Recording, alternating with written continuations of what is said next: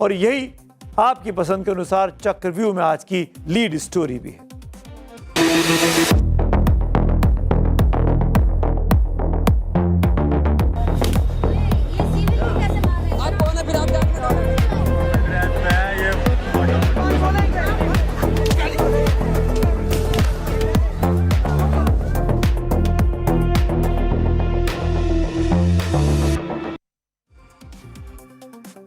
आज बात करेंगे षड्यंत्र की।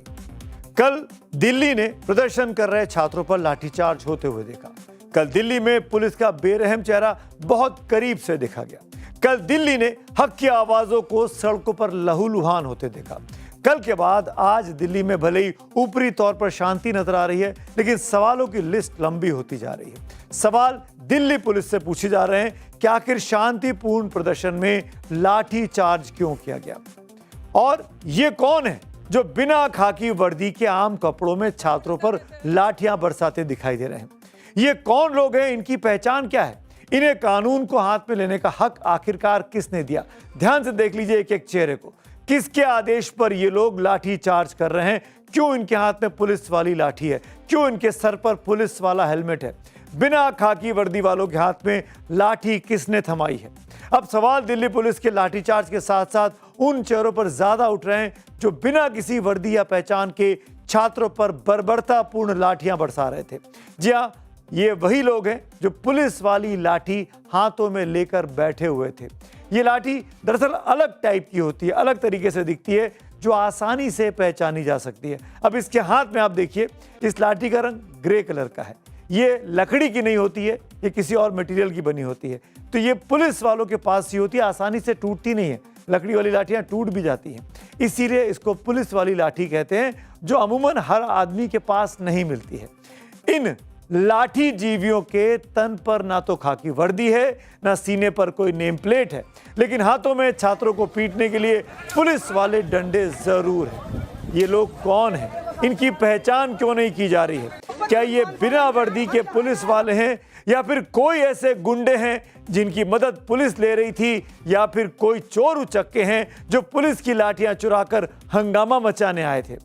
और पुलिस इनको पहचान क्यों नहीं पा रही? अगर ये चोर उचक्के हैं तो पुलिस को अपनी लाठियों की चिंता क्यों नहीं है कि ये कैसे किसी और के हाथ में चली गई? और अगर वाकई में ये कानून के रखवाले हैं और प्रदर्शनकारियों को कंट्रोल करने के लिए लगाए गए थे, यानी आधिकारिक तौर पर कानून के रक्षक हैं, पुलिसकर्मी हैं, तो इनके पास पहचान क्यों नहीं है? इनके पास वर्दी क्यों नहीं है? इनकी वर्दी पर नेम प्लेट क्यों नहीं है? क्यों ये पुलिसिया अंदाज में बल प्रयोग कर रहे हैं उन मासूम छात्रों पर जो सिर्फ आंदोलन करने आए थे, आवाज उठाने आए थे, सरकार से बात करने आए थे? इन लोगों की पहचान क्यों छुपाई गई है? और अगर ये पुलिस वाले हैं तो वर्दी इनके तन पर होनी ही चाहिए थी, और अगर ये पुलिस वाले नहीं हैं तो सवाल ये साफ होना चाहिए कि ये लोग कौन हैं। बीते एक महीने से कॉकरोच जनता पार्टी जंतर मंतर पर प्रदर्शन कर रही थी। प्रदर्शन के दिन बार बार अपील की जाती रही कि 20 जुलाई को जो प्रदर्शन होगा, जो संसद मार्च चलेंगे, वो शांतिपूर्ण तरीके से होना चाहिए। छात्र वहां जो इकट्ठा हुए शांतिपूर्ण तरीके से इकट्ठा हुए थे। शांतिपूर्ण प्रदर्शन में बिना वर्दी वालों के लाठीचार्ज ने दिल्ली पुलिस कर साख पर अब सबसे बड़ा सवालिया निशान लगा दिया है। वो दिल्ली पुलिस जो अपनी कानूनी क्षमताओं के लिए, अपनी प्रोफेशनलिज्म के लिए जानी जाती है, आज उस पर बेहद गंभीर सवाल खड़े हुए हैं। इन बिना वर्दी के लाठीचार्ज करने वालों को लेकर दिल्ली पुलिस से अब लगातार सवाल पूछे जा रहे हैं। सोशल मीडिया में ऐसे सवालों की, ऐसे वीडियोस की बाढ़ आई हुई है, लेकिन दिल्ली पुलिस अब तक मौन है। क्यों मौन है? क्यों कुछ नहीं कहती है? इन चेहरों के पीछे आखिर ऐसा कौन सा राज छिपा है जिसे दिल्ली पुलिस छिपाना चाहती है? ये सच है कि राजधानी की कानून व्यवस्था दिल्ली पुलिस के कंधों पर है। प्रदर्शनकारियों से निपटने की जिम्मेदारी भी दिल्ली पुलिस की ही थी। इसी के लिए भारी संख्या में कल सुबह दिल्ली में जंतर मंतर के आसपास, यानी संसद के आसपास, दिल्ली पुलिस के कई जवान तैनात किए गए थे। अर्धसैनिक बलों तक की टुकड़ियों को भी सड़क पर उतारा गया था। आरएएफ की फोर्स हमने देखी, जो नीली वर्दी में आपको दिखाई दे रहे हैं, रैपिड एक्शन फोर्स जिनको कहा जाता है। पुलिस ने लाठी चार्ज क्यों किया? आंसू गैस के गोले इन मासूम छात्रों पर क्यों दागे? ये सवाल अपनी जगह बहुत जायज है, पूछे भी जा रहे हैं, और लोकतंत्र में ऐसे सवाल पूछे भी जाने चाहिए। दिल्ली पुलिस को देश की सबसे हाईटेक पुलिस कहा जाता है कि इसके पास बहुत ही मॉडर्न इक्विपमेंट्स अब आ गए हैं। दिल्ली में आपको बताऊं, क्योंकि ये राजधानी है, यहाँ पे संसद है, जगह जगह सीसीटीवी कैमरे लगे हुए हैं और सीसीटीवी के कैमरों के जाल में अब आर्टिफिशियल इंटेलिजेंस और फेस रिकॉग्निशन के जरिए आसानी से लोगों को पहचाना जा सकता है। इसके बावजूद भी अभी तक बिना वर्दी वाले ये जो गुंडे थे, ये जो लाठीबाज थे, ये जो लाठीगिरी कर रहे थे, लाठीचार्ज कर रहे थे, इसका पता दिल्ली पुलिस क्यों नहीं लगा पा रही है? अगर ये दिल्ली पुलिस के ये आदमी हैं तो फिर पुलिस ऐसा बयान देने से क्यों बच रही है? क्यों पुलिस नहीं कहती कि हाँ हमारे लोग थे, हमने उनको ड्यूटी पर लगाया था? पुलिस अधिकारियों को, पुलिस कमिश्नर को, पुलिस प्रवक्ता को सामने आकर इन लोगों को बताना चाहिए कि हाँ ये हमारे व्यक्ति हैं, ये क्राइम ब्रांच के हैं, ये इंटेलिजेंस के हैं, ये पुलिस के हैं, कहाँ के हैं, ये पता लगना चाहिए। क्यों नहीं पता लग पा रहा है? बिना वर्दी के इन लोगों को कानून की धज्जियां खुलेआम उड़ाने की छूट आखिरकार क्यों दी गई? दिल्ली पुलिस को इन चेहरों का सच क्यों नहीं देश के सामने रखना चाहिए? क्यों नहीं पता चले कि ये कौन लोग हैं, ताकि दूध का दूध और पानी का पानी हो सके और हम ये कह सके कि दिल्ली पुलिस वाकई में निष्पक्ष थी और ये तो गुंडे थे। दिल्ली पुलिस का मौन, दिल्ली पुलिस की चुप्पी, दिल्ली पुलिस का कुछ ना कहना कई और सवालों को खड़ा कर रहा है। ये साख दिल्ली पुलिस की है, जनता के भरोसे का भी सवाल है दिल्ली पुलिस पर। अगर ये दिल्ली पुलिस के जवान हैं तो नियम और प्रोटोकॉल कहां चले गए हैं? और अगर ये बाहर से आए अराजक तत्व हैं तो खाकी के साए में इन्हें इस तरह गुंडागर्दी करने का हक आखिर क्यों दिया गया और क्यों इनको पहचान कर जेलों की सलाखों के पीछे नहीं डाला जा रहा? मैं 100% यकीन से कह सकती हूँ इसमें से जो सादी वर्दी में थे कोई भी पुलिस वाला नहीं था। पहली बात तो एक प्रोटेस्ट में जब आप डिस्ट्रप्शन करने जाते हैं या उसको प्रोटेस्ट को कंट्रोल करने जाते हैं तो आप सादी वर्दी में क्यों हैं? मुझे ऐसा लगता है ये बीजेपी के गूंज हैं या फिर ऐसे हट्टे कट्टे बॉडी बिल्डर्स को पैसा दिया गया है। तो ये जो तस्वीरें आप देख पा रहे हैं मेरे साथ, ये षड्यंत्र के जिन्होंने जो षड्यंत्र का हिस्सा बने, ये किसका षड्यंत्र था? सब ये जानना चाहते हैं। और ये षड्यंत्रकारी कौन थे? किसके इशारे पर वहां काम कर रहे थे? कौन इन प्रदर्शनकारियों को बदनाम करने के लिए इन सादी वर्दी में पुलिस वाली लाठियां लेकर, पुलिस वाली, जी ध्यान से देखिए इनके हाथ में जो लाठियां हैं वो पुलिस वाली लाठियां हैं, ये आमतौर पर नहीं मिलती हैं। आखिरकार इनके पास कहां से आ गई? आपको एक बात और बताऊं, अदालत का आदेश बिल्कुल साफ है, ड्यूटी पर तैनात हर पुलिसकर्मी को वर्दी में होना चाहिए, खासकर वो ड्यूटी जब वो प्रदर्शन में, आंदोलन में वहां पर मौजूद हो। आखिरकार ये वर्दी में क्यों नहीं थे? सीने पर उनकी पहचान यानी यहां पर नेम प्लेट लगी होनी चाहिए ताकि पता लग सके कि ये कौन लोग हैं। तो फिर कल दिल्ली की कानून सड़कों पर कानून की रक्षा करने वाले इस नियम की धज्जियां क्यों उड़ा रहे थे? क्यों अदालत के आदेश की अवहेलना की जा रही थी? सवाल सिर्फ बिना वर्दी वालों पर ही नहीं उठे हैं, सवाल उन पुलिस वालों पर भी हैं, आरएएफ के जवानों पर भी उठे हैं जिनकी वर्दी से नेम प्लेट गायब थी। इन्हीं बिना नेम प्लेट वाले सुरक्षा बलों ने छात्रों पर अंधाधुंध लाठियां चलाई हैं, अपनी पहचान को छुपाने की कोशिश की है। ये भी गैर कानूनी है, गलत है। लगता नहीं कि षड्यंत्र था। मैं इसलिए भी कह रहा हूं कि बहुत से ऐसे वीडियो भी वायरल हैं जब पुलिस वालों से पूछा गया कि आपका बैच कहाँ है, आपका नेम प्लेट कहाँ है, गिर गया, भूल गए, लाना नहीं आया। एक वीडियो में तो इतना हद तक कहा गया कि एक व्यक्ति कह रहा भूल गया, अगला कह रहा भूल गया, तीसरा कह रहा भूल गया, चौथा कह रहा गिर गया, भीड़ में गिर गया, भीड़ में गिर गया, फिर सब कहने लगते हैं भीड़ में गिर गया। अरे एक के भी चेहरे पर, एक की भी वर्दी पर नेम प्लेट क्यों नहीं है? वर्दी और वर्दी पर लगा नाम सिर्फ एक पहचान नहीं है, बल्कि जनता का संविधान और कानून पर भरोसा है। जब सीने से वो नाम गायब होता है तो समझ लीजिए कि जवाबदेही का अंत हो गया। खाकी सिर्फ एक कपड़ा नहीं है, संविधान की दरअसल एक शपथ है। अगर खाकी के साए में बिना वर्दी वाले ऐसी लाठियां अपने देश के युवाओं पर, छात्रों पर भांजेंगे तो रक्षक और भक्षक में फर्क कहां रह जाएगा?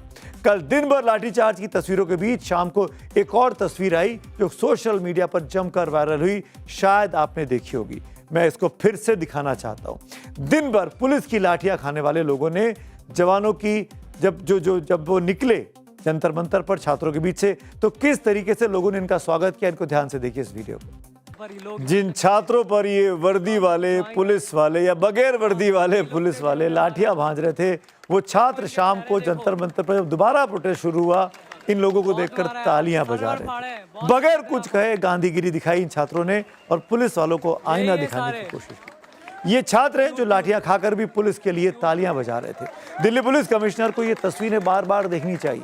नए नए बने हैं अभी वो, और सोचना चाहिए कि क्या वाकई इन छात्रों पर लाठीचार्ज और आंसू गैस की जरूरत थी। इस बीच लाठीचार्ज की निंदा करते हुए नई दिल्ली के रेसिडेंट डॉक्टर्स एसोसिएशन ने राष्ट्रपति द्रौपदी मुर्मू को एक पत्र लिखा।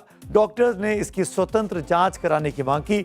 ये वो डॉक्टर हैं जो अब डॉक्टर बन चुके हैं और भावी जो डॉक्टर थे, क्योंकि नीट की परीक्षा डॉक्टर्स के लिए होती है, उनके लिए मांग कर रहे हैं राष्ट्रपति से, भाई स्वतंत्र जांच की जाए। इस बीच all India lawyers association for justice ने भी, यानी वकीलों के एक संगठन ने भी लाठीचार्ज का आदेश देने वाले अफसरों पर, पुलिस अफसरों पर एफआईआर दर्ज करने की मांग की है। वकील कह रहे हैं कि पुलिस पर एफआईआर हो। वकीलों ने इसके लिए दिल्ली पुलिस कमिश्नर को एक पत्र भी लिखा है। दिल्ली हाईकोर्ट ने भी आज सोनम वांगचुक को सफदरजंग अस्पताल से मेदांता में शिफ्ट करने का आदेश दे दिया। कोर्ट ने कहा कि मेदांता उनके इलाज के लिए डॉक्टरों का एक पैनल बनाएगा। कोर्ट ने आदेश उनकी पत्नी गीतांजलि अंगमो की याचिका पर दिया है। हालांकि सिंगल बेंच ने गीतांजलि अंगमो की याचिका पहले 2 दिन पहले खारिज कर दी थी। आज डिवीजन बेंच ने यह फैसला सोनम वांगचुक के हक में दिया।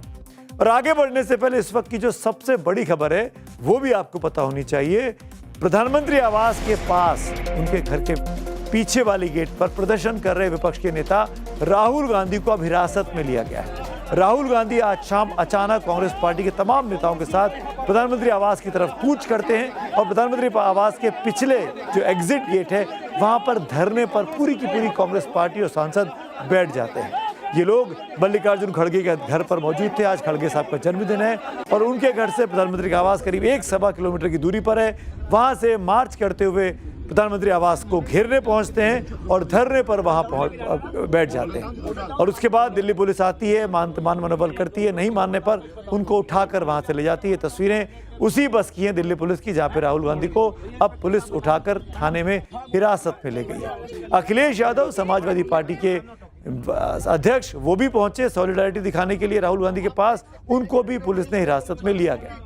पेपर लीक मामले में धर्मेंद्र प्रधान और प्रधानमंत्री के इस्तीफे की मांग को लेकर पीएम आवास के पास धरने पर बैठे राहुल गांधी को पुलिस उठाई है। जैसे ही पुलिस राहुल को उठाने आई, राहुल वहां जमीन पर लेट गए। इस पर पुलिस कर्मियों ने हाथ पैर से पकड़कर उठाकर ले गए, जैसे किसी को जबरन उठा के ले जाया जाता है। विपक्ष के नेता को कैसे पुलिस ले गई, इस तस्वीर में आप देख सकते हैं। गुंडाई और राजनीति गुंडागर्दी की, उसका अंत यहाँ नहीं है। ये एक नई क्रांति की शुरुआत है राहुल गांधी के नेतृत्व में। वो हमें जेल में बंद कर सकते हैं, लाठियां मार सकते हैं, दुर्व्यवहार कर सकते हैं, पर मोदी जी को जवाब देना पड़ेगा इन हिंदुस्तान के लाखों बेटा बेटियों को जिन्होंने पेपर लीक से अपना भाग्य खोया है, अपने कुल का चिराग खोया है। ये क्रांति अब बड़ी ज्वाला बनकर धधकेगी। राहुल गांधी के नेतृत्व में ये रुकने वाली नहीं। अब अभी कुछ ही क्षण पहले आपसे बार बार जब पूछा गया कि आपका क्या मुतालबा है, तो आपने ये कहा था कि अगर मुझे ये आश्वासन दिया जाए कि संसद में कांग्रेस पार्टी को भारत सरकार चर्चा करने देगी या करने के लिए तैयार है, तो मैं तुरंत ये धरना समाप्त कर दूंगा। लेकिन अब आप अपनी बात से हट रहे हैं। तो बोले साहब ये तो मेरी मर्जी है, मेरी मांगें बदल चुकी हैं। दरअसल शाम को करीब 3:30 बजे के आसपास कांग्रेस के नेता पहुंचे पीएम हाउस के घर के पीछे का जो राजाजी मार्ग का इलाका है, लोक कल्याण मार्ग जहां जुड़ता है, आके वहां पर धरने पर बैठ गए थे उस सर्कल पर। वहां पे ट्रैफिक जाम हो गया। वो बहुत ही सिक्योर्ड इलाका है, प्रधानमंत्री का निवास बगल में है, वहां पर किसी को भी प्रोटेस्ट करने की इजाजत कभी नहीं मिलती है। इसीलिए कांग्रेस ने किसी को कानो कान खबर नहीं होने दी। ना पुलिस से परमिशन मांगी गई, ना दिल्ली पुलिस को पता था, ना मीडिया को पता था। अचानक मल्लिकार्जुन खड़गे के घर के बाहर से कांग्रेस के नेता निकले। राहुल गांधी, प्रियंका गांधी उसकी अगुवाई कर रहे थे और पैदल चलकर करीब 1.25 किलोमीटर पैदल चलकर वहां पे आकर कांग्रेस के तमाम सांसद प्रदर्शन करते हैं, धर्मेंद्र प्रधान के इस्तीफे की मांग करते हैं, प्रधानमंत्री से सवाल करते हैं, अमित शाह जी से सवाल करते हैं, ये कहते हुए कि दिल्ली पुलिस ने कल छात्रों पर बेरहमी से लाठियां क्यों बरसाई, इनको संसद में इस पर बहस करनी चाहिए। फिर सरकार ने जितेंद्र सिंह, जो कि पीएमओ के राज्य मंत्री हैं, उनको डिप्लॉय किया, राहुल गांधी के पास भेजा, बातचीत की। सब कुछ कैमरे के सामने चल रहा था और उस कैमरे के सामने राहुल गांधी से बातचीत में ये कहा, जैसे कि अभी आपने सुना जितेंद्र सिंह को, कि उन्होंने कहा कि मुझे अगर एश्योरेंस मिले कि हाउस में अगर चर्चा होगी तो हम इस धरने को खत्म कर देंगे। जितेंद्र सिंह लौटते हैं वापस, सरकार में विमर्श करते हैं, राहुल गांधी की डिमांड है, वापस जाके राहुल गांधी को बताते हैं कि सरकार आपकी डिमांड को मानने को तैयार है और हम सदन में नीट के मामले को लेकर, छात्रों के मामले को लेकर, शिक्षा के मामले को लेकर चर्चा करने को तैयार हैं। तब राहुल गांधी बोलते हैं कि भाई मुझे तो धर्मेंद्र प्रधान का इस्तीफा भी चाहिए, बकौल जितेंद्र सिंह। यानी राहुल गांधी ने पहले जो कहा, बाद में जब जितेंद्र सिंह गए उनके पास दोबारा, तब राहुल गांधी अपनी पहली की बात से मुकर गए और शायद इसीलिए बाद में उन्होंने राहुल गांधी ने कहा कि मैं यहां से नहीं हटूंगा।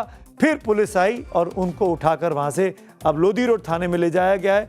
वहां पर वो हिरासत में रखे गए। देश के विपक्ष के नेता राहुल गांधी, मुझे याद आ रहा है पिछली बार अगस्त 2025 में भी जब वो प्रोटेस्ट कर रहे थे इलेक्शन कमीशन के बाद, तब भी उनको पुलिस ने हिरासत में लिया था।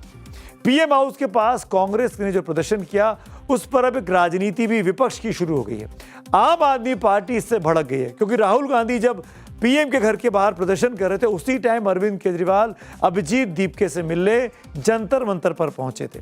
और संजय सिंह जो आम आदमी पार्टी के सांसद हैं, उन्होंने सोशल मीडिया प्लेटफॉर्म पर लिखा है कि कांग्रेस 1 महीने से आंदोलन को गाली दे रही है। अब राहुल गांधी कह रहे हैं कि जंतर मंतर नहीं, हमारे धरने में शामिल हो, क्योंकि राहुल गांधी ने ऐसा ट्वीट किया था। उन्होंने पूछा कि आखिर युवाओं के आंदोलन को क्यों कमजोर करना चाहती है कांग्रेस। यानी आम आदमी पार्टी इल्जाम लगा रही है कि सीजेपी के आंदोलन को कांग्रेस कमजोर करना चाहती है। जंतर मंतर के आंदोलन में शामिल होने की अपील कांग्रेस क्यों नहीं करती है, ये इल्जाम भी संजय सिंह ने कांग्रेस पार्टी पर लगाया है। और अब बात करते हैं आज की एक और बड़े मूवमेंट की, एक और बड़ी कहानी की। दर्द में नौजवान हैं तो गुस्से में किसान भी हैं। अब बात देश के किसानों की कर रहा हूं। देश भर के किसान, खासकर पंजाब के और हरियाणा के, अमेरिका के साथ हो रही अंतरिम व्यापार समझौते यानी बीटीए का विरोध कर रहे हैं। किसानों ने विरोध जताने के लिए दिल्ली के किसान घाट पर महापंचायत बुलाई थी, लेकिन किसानों को रोकने के लिए दिल्ली के